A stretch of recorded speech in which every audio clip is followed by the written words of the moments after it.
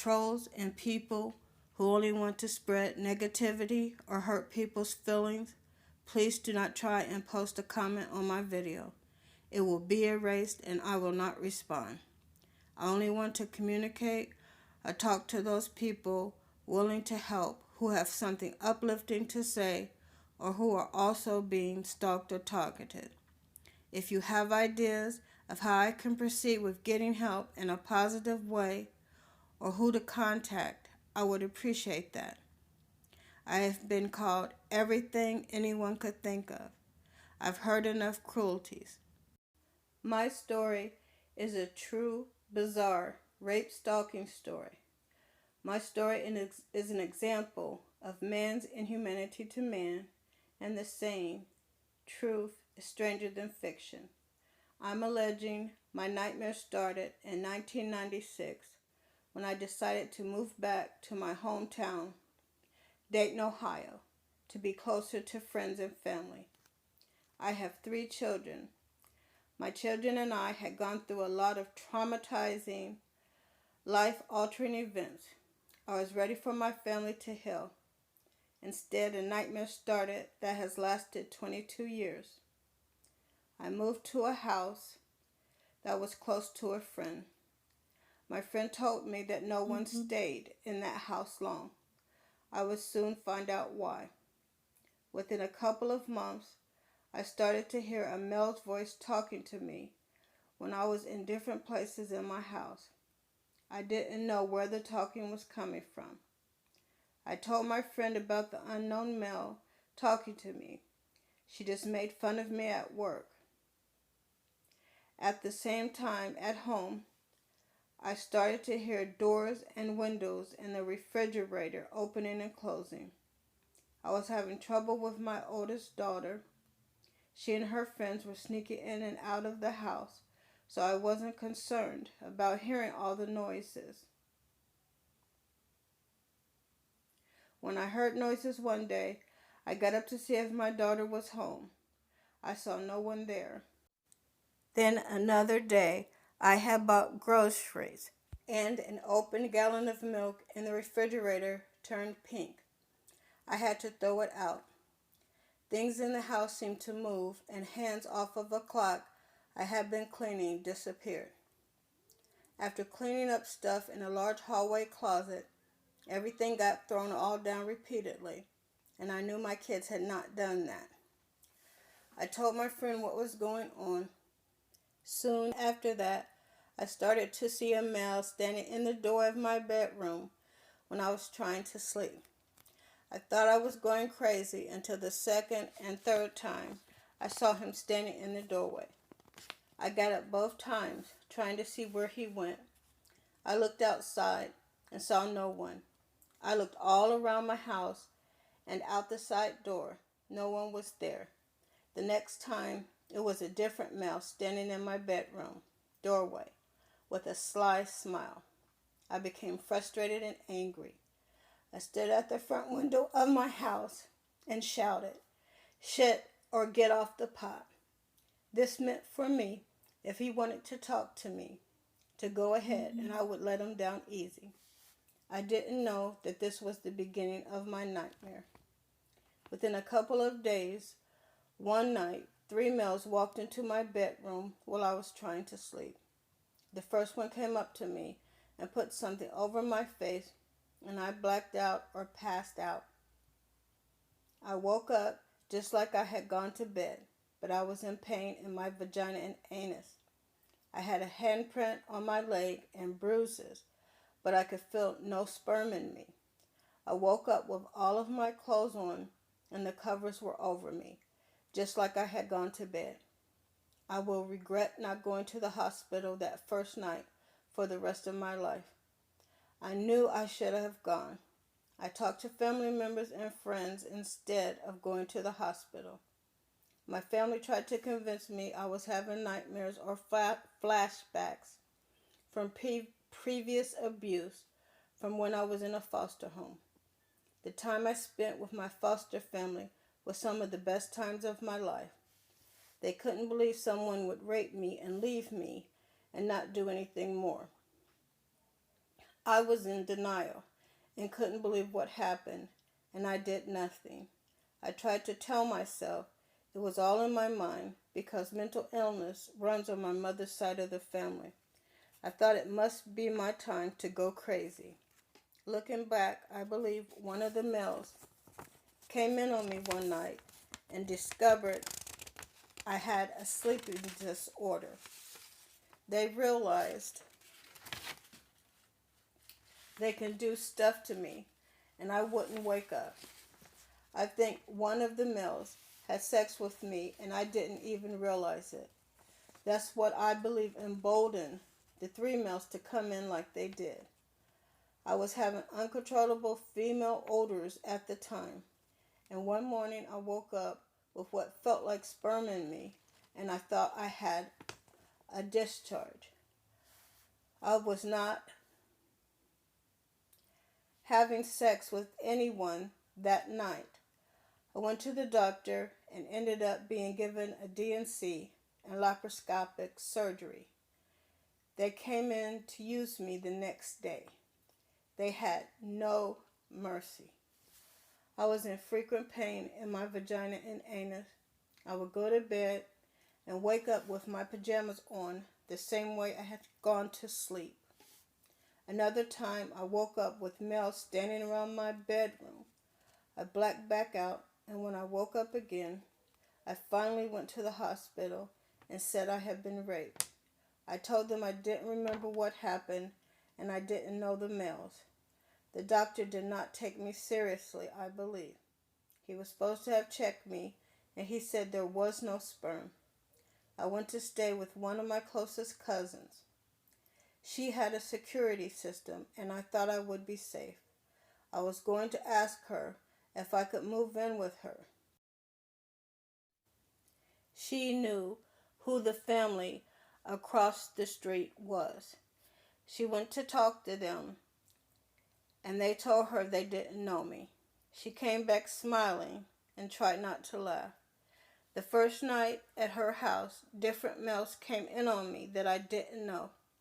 I was in her basement and woke up with one very tall man poking me in my shoulder, telling me they were going to use me whenever they wanted, and I couldn't do anything about it. They walked up the stairs and left, and her alarm went off. My cousin and her son came down from upstairs, and she was strangely laughing again. I believe she had to know something. I went to the back door and saw no one leaving. I've had many betrayals over these 22 years, but this was one of the biggest. She was at the birth of all of my children. I did not want her or her son to get hurt because of me, because I felt I would be blamed by my family, so I went home to die. I lost hope, and after a while I thought I must have AIDS, and I went to get checked, and I didn't have it. That gave me hope again, and I tried to find a place to move to. No one would accept me in the area but a place a couple of blocks away. The same things happened there, but not as frequently. The males raping and stalking me would taunt me and said I needed to leave Dayton, so I did. I moved to Columbus, Ohio in 1998 and went back to college. I was ostracized, rejected, spit at, tripped. My books were knocked off my desk. Some of the male students would walk by me and fart and belch. I left a class one day and forgot my coat. I went to the lost and found, and they sent me to a room. That room ended up being the nuclear waste department. When I retrieved my coat and tried to wear it, my whole body would go numb. I had to throw it out. At the same college, a female from one of my classes had a male student trip me on a bus. I was so mad I wanted to hit him, but I thought he must have heard all the lies. Plus, I don't believe I could fight a male. I believe faculty and students were told the usual lies, such as I was a prostitute, drug addict, selling out my children. My stalkers tell these lies everywhere I go. I had to leave there too. I've had to move 25 more times, and now I will still have to move again. Wherever I move, people are willing to cause me harm because of my stalkers' lies. Besides saying I'm a prostitute, drug addict, selling out my children, they also say that I'm gay, slow, and I don't like anyone except for light-skinned black people. They call people pretending to be me, young and old, male or female, trying to flirt with them. This has turned a lot of people against me, including family. A female that I didn't know wanted to fight me because she thought I was calling and harassing her on the phone. A male that was with her was trying to tell her that I didn't know her. My stalkers call businesses, complaining, pretending to be me. When I walk into different stores, I hear employees saying, "That's the one who keeps calling." One time I left the store and went back in, and then an employee in customer service said, "Someone already called and complained." When I leave different stores or doctor's offices, I hear someone telling me, "Don't come back." This happens everywhere. I thought some people would be more professional, but they're not. I can't enjoy going out to eat or going to the movies without being harassed and lied on by my stalkers. I tried to go to enjoy a movie at the movie theater one time, and someone continuously threw items at me from behind. I can't do anything without being stalked, harassed, lied on, or tormented. Whatever race you are, they will tell you, "I hate you," so people will ignore what's really going on. It's a form of misdirection. Misdirection is a form of deception in which the attention of an audience is focused on one thing in order to distract its attention from another. When I was employed at a retail store, my stalkers called and complained, saying I didn't give them the right change back one day. They called and complained about me on a day that I wasn't there. My manager told me that they described me and everything. Working at another store, a female tried to say I stole her wallet and snot was put in my sandwich that I packed for lunch. At work, the other employees would move my personal items around so that I couldn't find them. Because of all the things that were done to me while I tried to work or go to school, I gave up. After repeated attempts of trying to get help from doctors at the ER, they referred me to a psychiatrist. One of my first diagnoses was PTSD. After that, I saw another psychiatrist who diagnosed me as a paranoid schizophrenic, and then later they added with psychosis. I have ended up in the mental hospital, and the nurse there asked me what I was in there for. I told her what I was diagnosed with, and she told me I didn't have the symptoms. I told her I didn't diagnose myself. I have now been placed on SSI disability. My stalkers have continued different torture and torment over the years. They are especially cruel to me now. My stalkers sneak in my apartment while I'm sleeping and hurt me physically. I go to sleep fine, and I wake up as I went to bed, but I wake up stinging and or hurting. I'll check where the stinging is, and I'll have rashes, needle marks, and bruises. I woke up a couple of times with rug burns. They still rape me while I'm sleeping. I've been to the hospital multiple times to be checked. I've also made multiple doctor appointments for the marks, scars, and rashes on my skin. The doctors half the time do nothing. Where I'm at presently, I have been back and forth to ERs trying to get help. It's been the same result, no help. The first time I went to the ER after my last move back to Ohio, A non-caring doctor and nurse placed me in the mental health part of the ER, even when I was there for being raped. The doctor checked me and came back and told me in a weird voice, almost a whisper, "There is no sperm." It sounded like she was taunting me. She diagnosed me with mental health problems. I went home, and a couple of days later, they called me and told me I had trichomonas, an STD. I haven't had sex since 2001, and I get tested every year or two. I shouldn't have a STD. I went to the police thinking I finally had proof. They said that was no proof that I was sexually assaulted. The police told me the next time I felt rape to go to the ER to request a rape kit and to see a sane nurse. I thought that officer was trying to help. When I felt used again, I went to the ER and the sane nurse diagnosed me as being sexually assaulted. While I was waiting for the DNA test, I felt raped again. So I went back to the ER and the same nurse diagnosed me as sexual assault and the doctor added mental health. The third time I went to the ER, I was diagnosed as reported sexual assault. The same nurse started not to take me seriously. She was smiling and trying not to laugh with the policewoman that was there to take the report. The female police officer was being loud, talking about what was going on, and inviting others in the room.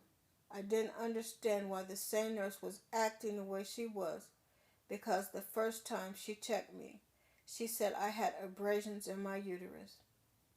After a while, after the tests were taken, I called the detective to find out the results of my rape kit, and he asked me to come in. I had a new counselor that was supposed to take me. I asked the counselor to read about my story on my website, and she did. She never showed up to take me to see the detective, and I never saw or heard from her again.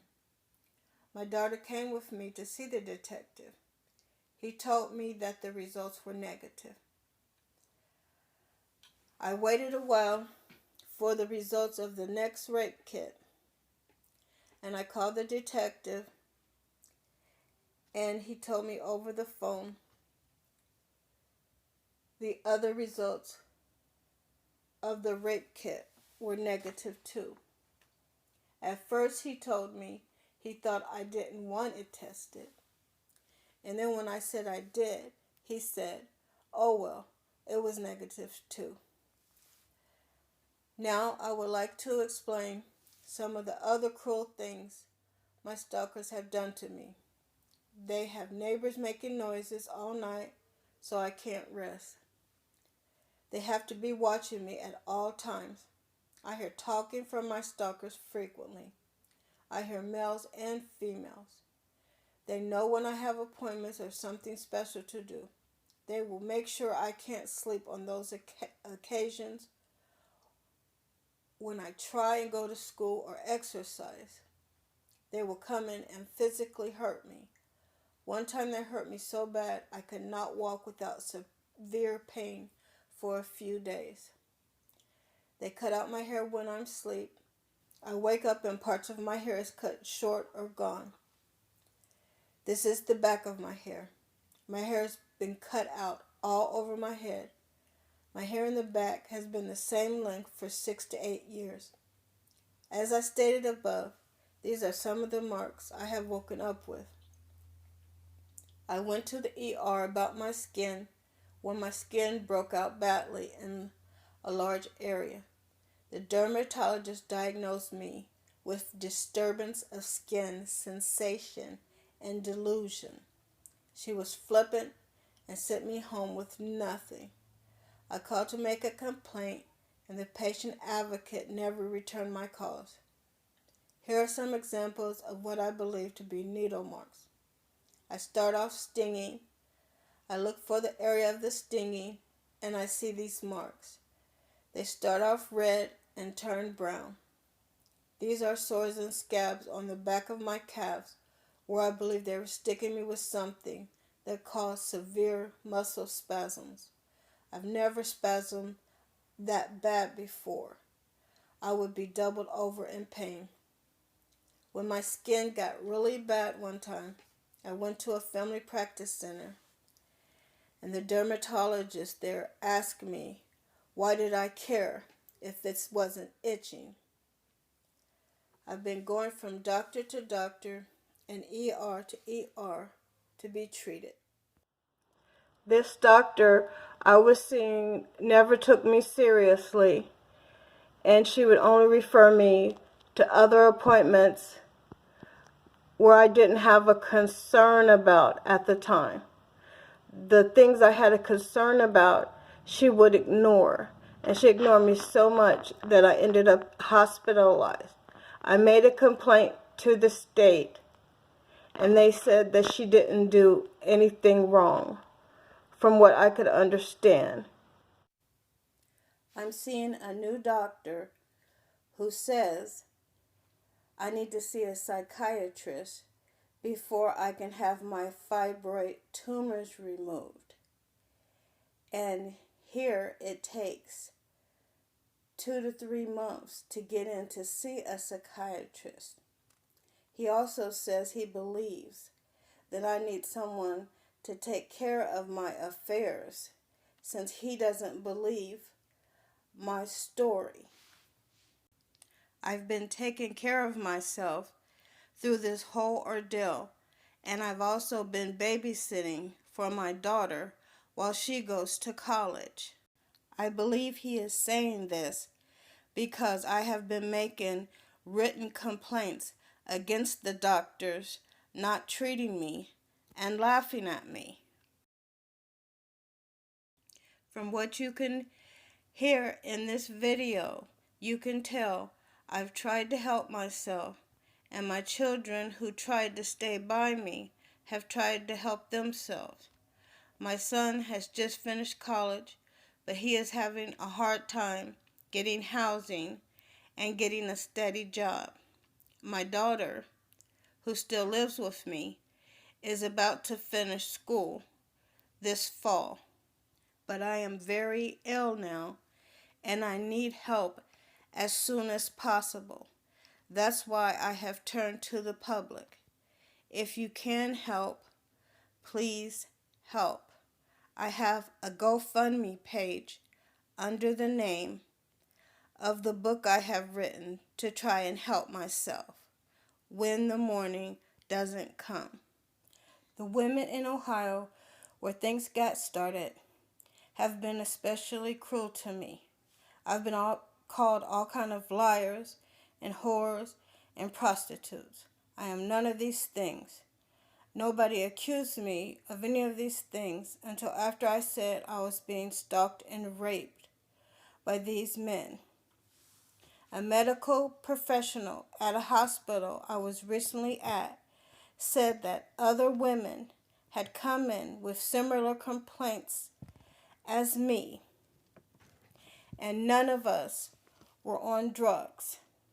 I've already said these people have told me I'm not the first, and I won't be the last.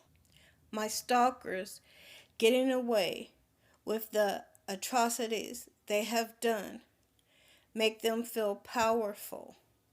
They even try to say they can read thoughts. They taunt me and tease me with, that's a thought, and I just try to ignore them. I'm planning on leaving here soon, and when I leave, you women need to understand that someone will be next. That's a thought. Any single women who are thinking about moving in the area where I stay at, if you are alone and you don't have a lot of support, do not come here.